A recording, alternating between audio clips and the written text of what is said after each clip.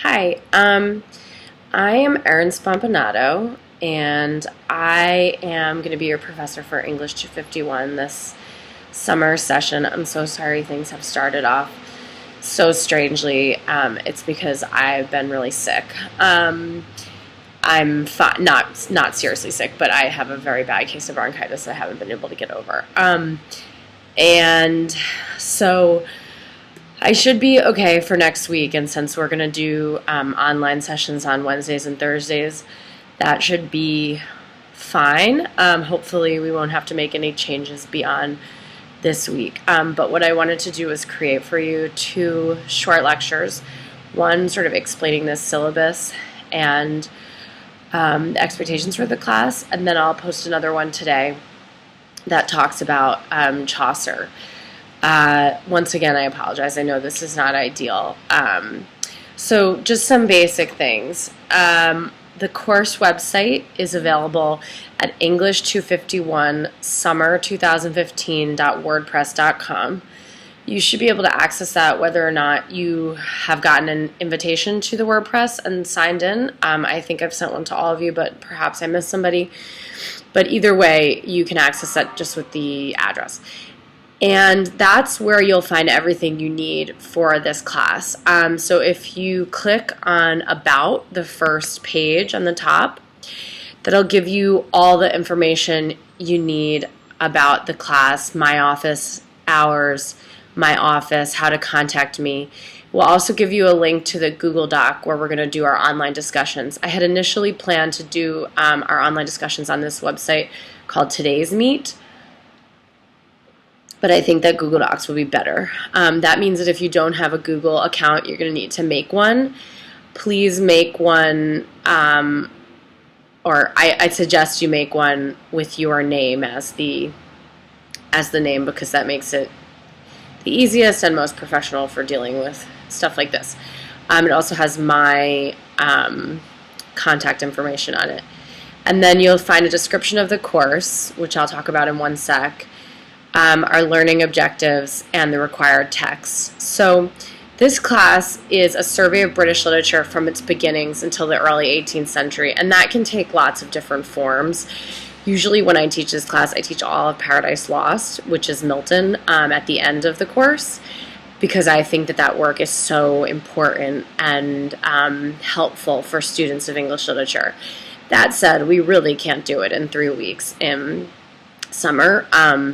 We could just do Paradise Lost if that was what we had the time for. So since we're not just going to do that, what I've chosen is a survey that focuses on a lot of poetry. Sorry if I sound a little out of it. I'm still not 100%. So we're going to think both about the history and about the literary tradition that the mostly poetry that we read is part of. We're going to read one play by Shakespeare, but most of our work will be poetry. And this course fits the 3 perspectives in the liberal arts and sciences categories, the reading literature, area of knowledge and inquiry, the European traditions, context of experience, and the pre-industrial society extended requirements. I won't go through the learning objectives one by one, but you can see them on here. Sorry, I just wanted to make sure it was recording. So the required texts are as follows. The Geoffrey Chaucer's The Canterbury Tales, edited by V.A. Colve and Glending Olson. It's a Norton Critical Edition. Now, obviously, I can't force you to get these texts, especially when we're using them for such a short period of time. But these are the texts that we're going to be working from, so all the page numbers will be on here, and there will be required readings that are in here. If you want to get these from the library, you totally can, because they all exist at the library. So you can get these from some CUNY school. You just might need to put in a request for them. So, yeah, that's what I'll say about that. But these are really great additions if you're going to continue studying English literature. I don't think it's a bad investment for you guys. The problem with open source texts online, I've taught this class before just using open source online texts, and that's great because they're free, but it's bad because they don't have notes. And for texts this old, like I really would not suggest trying to read the Canterbury Tales without notes.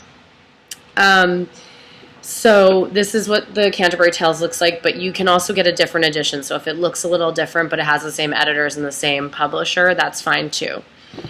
There's this cheap edition of Shakespeare's sonnets. It's a cheap, good edition. It costs like less than $5. This is edited by Barbara Mowat and Paul Warnstein, and it's from the Folger Shakespeare Library. This is probably the most important thing you need if you're just going to get one text, although I don't suggest it. This is the Norton Critical Edition of 17th Century British Poetry, 1603 to 1660. There's going to be a lot of reading that's specific to this book.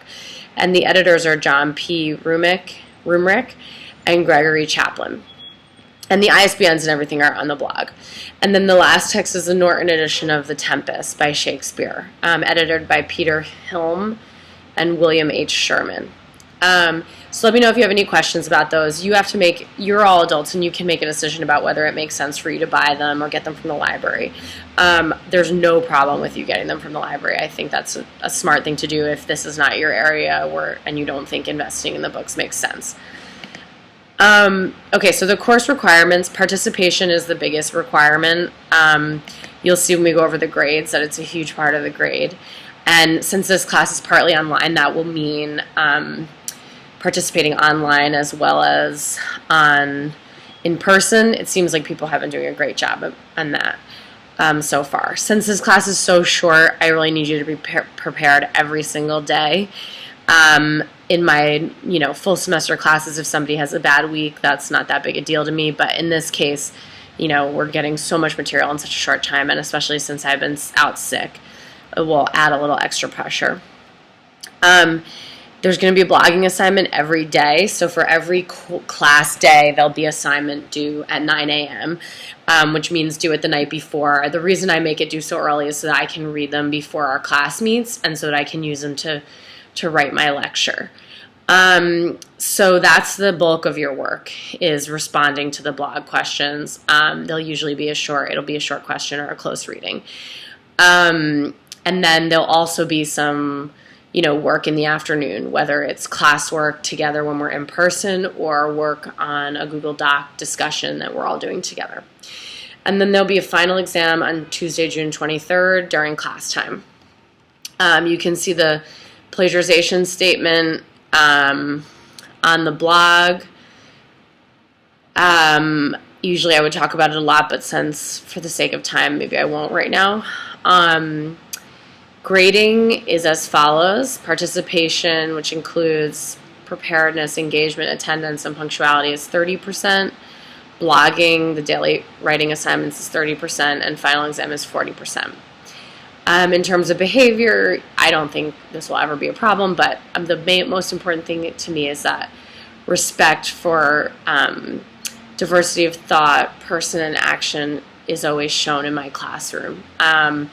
And I'd like you to learn each other's names. I know that's hard because we haven't met in person yet. That's one reason why I asked you guys to post a bio on the blog so that you could introduce yourself. So you can read the rest of that on the course expectations part. Sorry, I'm trying to keep this kind of short because it's a pain to upload really long videos onto YouTube. Okay, there's another section for QC resources. That's where you'll find information about accessibility and the Writing Center, but the thing I really want to go over is the reading schedule. So it's pretty detailed because since the class is so short, there's a lot due every day. So for the first day of class, which we didn't have yesterday, I asked you guys to read the beginning of the Canterbury Tales, the general prologue. For today, I asked everyone to post on The Wife of Bath by 9 a.m., and it looks like most people did that. The question was, is The Wife of Bath articulating a feminist worldview? Why or why not? So the question will be for the day. The topic of the question will be for the day that we meet. So for today, if we had met in person, we would have talked about The Wife of Bath, and I asked you to write about The Wife of Bath. So hopefully that makes sense, that whatever you write, then I'll bring that into class and we'll talk about it. And so you'll see in my lecture, I'm going to post that I'll talk about the general prologue and the wife of Bath, and some information about Chaucer.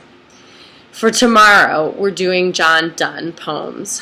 So that means tonight, read the John Donne poems that are on the syllabus. That's A Valediction, Forbidding Mourning, Love's Alchemy, The Flea, The Bait, and 2 Holy Sonnets. Those are all short poems, thankfully. And I want you to read a couple pages from this T.S. Eliot essay. For tomorrow morning, you're going to post on the blog by 9 a.m. a close reading of one of Donne's poems, and I'm going to give you an explanation of how to do a close reading in my other YouTube post today.